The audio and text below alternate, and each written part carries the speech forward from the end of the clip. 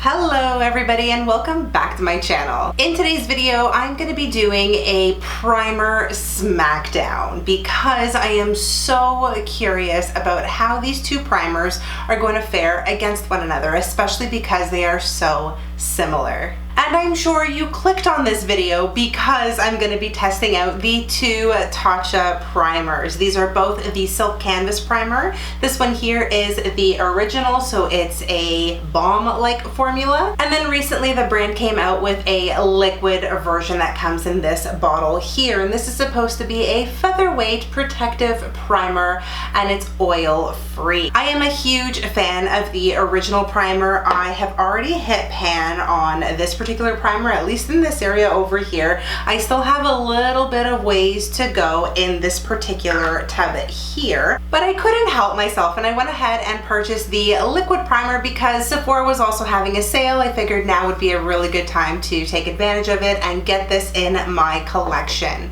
I did originally receive a small sample size from Sephora before the primer even launched, so I have been able to play around with it on my skin. I do have some thoughts, but what I haven't actually been able to do is a side-by-side comparison, slapping the original primer on one side and then the new liquid primer on the other to see how they perform. So just before we dive into this wear test, I just want to quickly say please subscribe to my channel if you haven't already, and also give this video a big thumbs up because it definitely helps me out here on the platform. We are all quite familiar with the original Tatcha Silk Canvas primer, so I'm not going to dive into any details about that, but essentially the formulation is supposed to be near identical between these two products here. So let me quickly tell you that this here is supposed to be a clean primer at Sephora. So it's formulated without any parabens, synthetic fragrances, mineral oils, sulfate detergents, phthalates, urea, DEA, or TEA.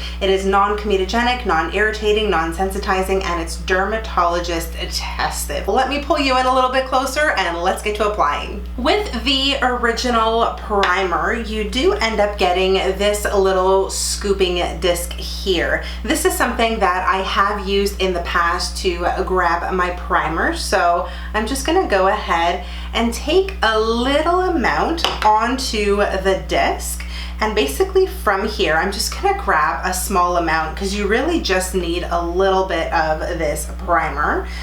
And then on this side here I'm just gonna go ahead and apply it with my fingers.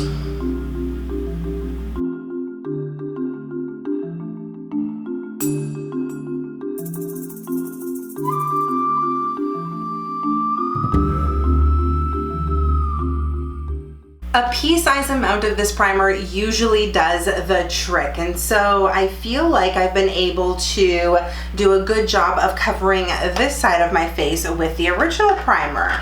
And now we're gonna dive into the new one. And the reason I'm so excited, aside from this being a liquid formula, is the fact that this one has a pump. And so if we just take a pump, which is probably a little too much to be honest with you, I'm only gonna use a little bit of this. Ooh, oh, it feels really nice. It feels very watery. So that's all I have on my finger at the moment. I'm just going to very carefully work this into my forehead. And without being super critical or anything like that, even though this review is probably going to require me to be super critical, I think it's blending out really well. It blended out a little bit faster, I think, than the balm did. I think its liquid texture facilitates the spreading of this primer. Whereas the balm, I feel like you have to press it into your skin a little bit more before it begins melting. And then again, I'm just taking a little bit onto the other half of my nose. And there is the side of my face that has the new liquid primer. And just texturally, if I touch my skin very gently, I'm actually gonna go ahead and say it feels a little bit tacky, not much, just a little bit. And I would even go so far as to say The liquid side feels a tad smoother than the balm side. And I also feel like the liquid side is drying down a little bit faster than the balm side. Now the true test, I believe, is gonna come when I apply my foundation. And I'm gonna use one that I know works really well with my skin, and it works well with all of the primers currently in my collection. This is the L'Oreal Infallible Fresh Wear Foundation. And so just taking a little bit of that onto the back of my hand. I'm almost at the tail end of this foundation, so I'm just gonna see, what I can squirt out. I got some on the floor.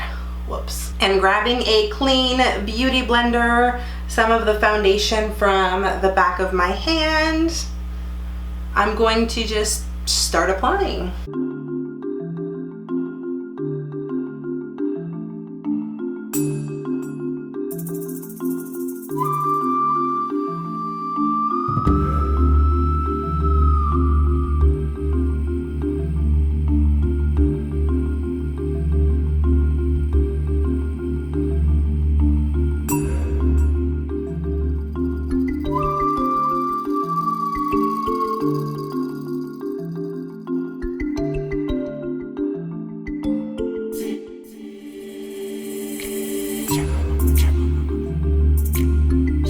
Foundation has now been blended all over my skin, and first of all, I love this foundation. I think it looks fabulous, but I'm seeing a couple of differences between the two sides of my skin. This is very curious because I actually wasn't expecting this to happen, but wow, we'll see how this wears throughout the day, but immediately here's what I'm seeing. So on the original side where I applied the balm, everything looks to be nice and smooth. My forehead is looking really good at the moment. My lower cheek area is probably near perfection. Chin is looking okay. Upper lip is okay. But then when we get to this area over here, which is usually my problem zone, I am noticing things to be relatively smooth. The balm seems to have enhanced just a little bit of my texture and dry patches, but nothing to cause any major concern about. I think I still see a patch of redness there. That's more of a me problem, not a primer problem. But yeah, I mean, even my nose is looking really, really good on this side. From what I can tell, this side of my face looks pretty flawless. Now, let's move on to the new primer side. And here's what I'm seeing. Forehead is looking really, really good. Lower cheek area is looking really good. Chin is in, I'd say pretty decent shape. Upper lip, about the same, pretty decent shape. And then we get into my problem area on this side. And truthfully, I am seeing a lot of enhancement of my texture and dry patches here. Do you see how it's sort of enhancing some of the scaliness that's on my face? And I know I exfoliated before I sat down to film this video. This stuff was not here before I started filming. So I can only assume that it is this primer that is causing that textural enhancement. And I don't know why yet. Overall, I'd say we are at 100% over here and at about 80% on this side. So far I'm already seeing a bit of a difference between these two primers and what they've done to my problem zones only. Every other part of my face looks pretty good.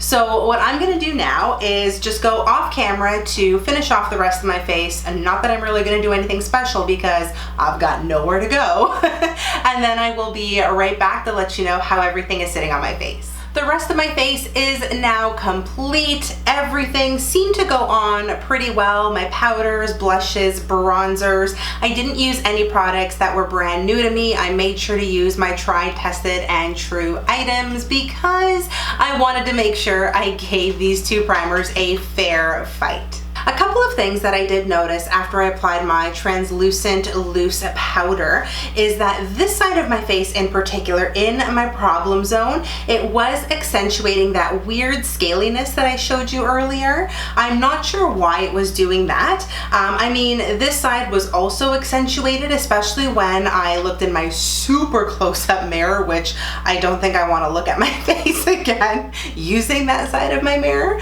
But I think after I applied a little bit of my Hourglass Ambient Lighting powder to make things look a little more dewy, I also set my face with the Luminous Dewy Skin Mist from Tatcha because I felt like a little bit of extra hydration needed to be put into my skin. And so if I'm looking at myself from far away, I think things look really, really good. But I know if I pull my mirror up close, I am seeing some of the texture accentuated in this area here, that scaliness that I mentioned earlier. But I did try and subdue it for the most part, even though, I mean, it's still there. It is currently 7:17 in the evening. Yes, I did get a late start to filming. I was just feeling really lazy today. So this isn't gonna be a super long wear test, but I do know how both of these primers perform on my face individually. So I'm just looking to see how they're going to compare to one another after about 4 or 5 hours of wear. So I am gonna keep this on my face as long as humanly possible today, and I'm gonna check in with you later and give you guys some of my final thoughts. So in YouTube land, I'm gonna see you in just a second. Hey guys, this is the first and only check-in of this video. It's actually almost midnight. Hopefully you can see that without too much of a glare. I am pooped and I am really excited to get this makeup off my face just because I want to go to bed. And so let's get on to my final thoughts so I can wrap this puppy up. I do think that both primers wore relatively well and they did what they said they would do. So I do notice my pores being minimized on my forehead. They are definitely minimized, if not erased altogether from my nose, which is something I'm very, very happy about. This tends to be a problem area when it comes to enlarged pores, but so does this area here. So my cheeks are normally a trouble zone, and I'm noticing on both sides that texture is really enhanced by both of the primers. I'm not exactly sure why this is happening. It's certainly occurring on this side, which is the new liquid primer, versus this side here, which is the original. I am seeing the scaliness really come through over here, even though my natural oils have come through. I sprayed on the dewy skin mist. It doesn't seem to have done that much for me. But if I look at everywhere else on my face, I mean, it's looking pretty good. This lower half of my cheek is awesome. This part of my forehead is okay. I'm having a bit of an issue with the center of my forehead right now, which is a little bit odd with the liquid side.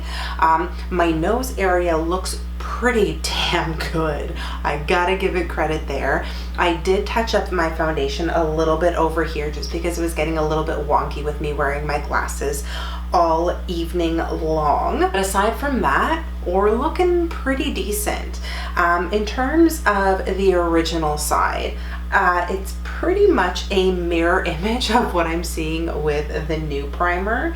The makeup is wearing really well. I'm not really noticing any shifting with my foundation, which is nice. Like I said before, the only area where it really did shift a lot was my nose, which I ended up fixing.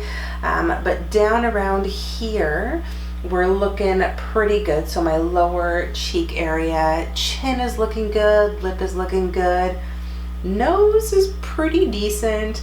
This cheek area up here, up at the top underneath my eye, it's looking better than the liquid primer, but it's not perfect. Overall, both of the primers do what they say they're supposed to do, which is keeping your foundation on your face. I haven't noticed a lot of shifting, so in that case, good job, primers. In terms of concealing my pores, I think both primers did an identical job, so good job. In terms of accentuating any texture or dry patches, I honestly believe that the liquid version was going to do a much better job than the original primer, but I am mistaken here. I do think that if you have any problem areas on your face, the liquid primer is probably going to enhance it a little bit more than the original Silk Canvas primer.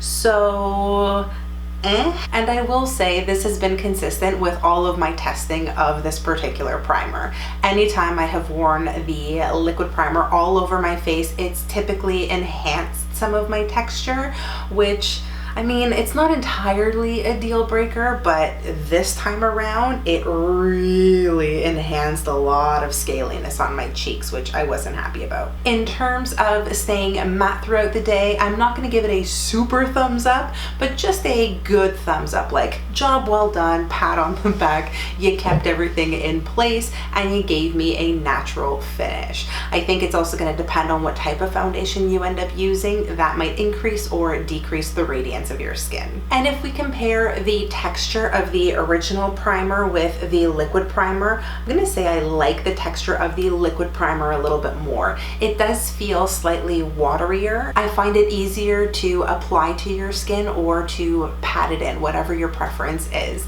It felt really good when it went on, and I really liked how smooth my skin felt. When I consider the texture of the original Silk Canvas primer, it is more of a balm, so it is a solid that does melt down relatively easily onto your skin, but it does take a little more work to press that primer into your skin. It's not necessarily a bad thing, but it's just going to take you more time to apply that one than it is the liquid one. So for somebody like me who has oily / combination skin, I'd say both of these primers perform relatively well. Can I really pick which one I like more? I don't know. I think they both did a really good job, and it's just gonna come down to personal preference. What do you prefer? Overall, I do like both of the primers in terms of my own preferences, and if I didn't have this like textural issue over here, I'd say I'd probably repurchase the liquid version of the primer, so the new one, as opposed to the original. The only thing that I wish was different about these primers is the expiration date. So technically they only have a shelf life of 6 months.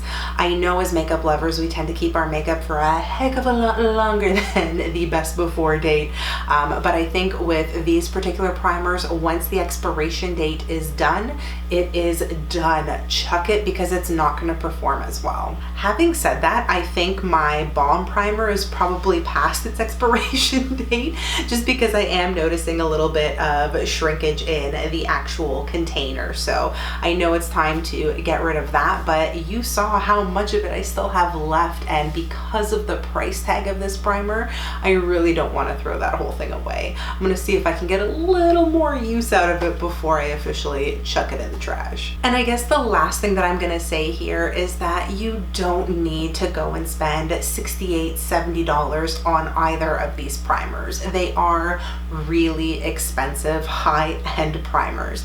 Do they do a good job? Yeah, they do, but there are a lot of other options out there that can be a lot more affordable for you. A while ago I did film a best and worst of primers video, and I'm going to make sure it's linked in the description box below for you so you can see some more affordable options for really great primers. And so I'm going to end the video here and turn the floor over to you, because I always want to hear what you have to say about these product reviews. Let me know in the comments if you have been able to try any one of these two primers or both.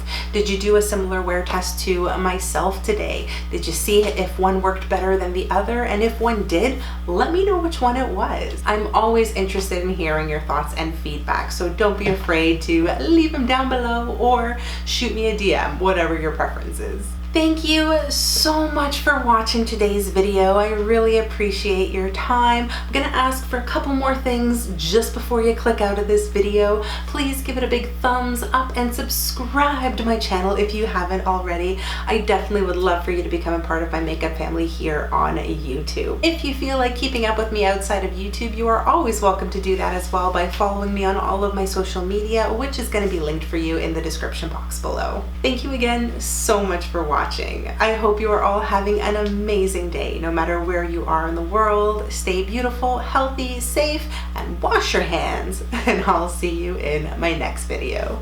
Bye.